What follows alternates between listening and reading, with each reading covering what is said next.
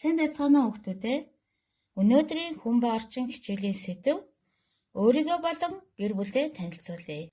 Энэ хичээлийн зорилго нь найз нөхөддөө өөрийгөө мөн гэр бүлээ зөв сайхан танилцуул сурахад оршноо. Хичээлдээ анхааралтай сайн оролцоорой.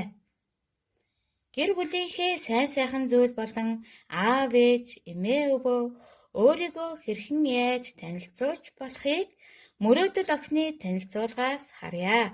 Анхааралтай сонсоорой.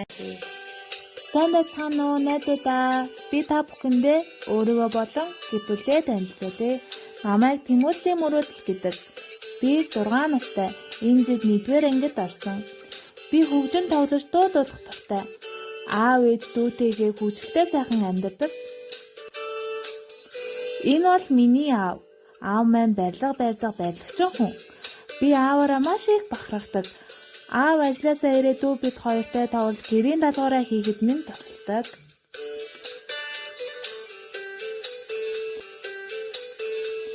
Харин ээжиг маань ад жаргал гэдэг. Ээж маань ойдлчин хүн. Сайхан хувцас сойж хүмүүсийг баярлуулдаг.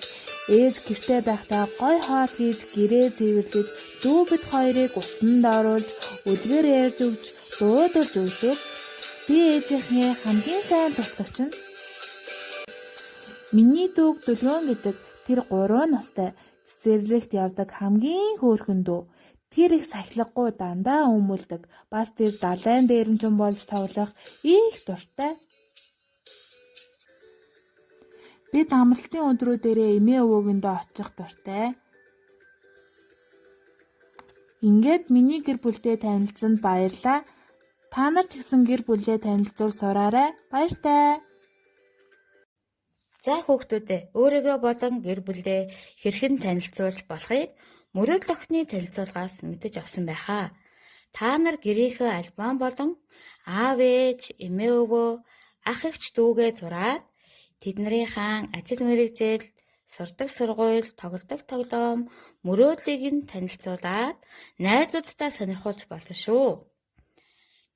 Зааврын дагуу даалгавраа анхааралтай сайн хийгээрэй. Дараагийн хичээл хүртэл баяртай.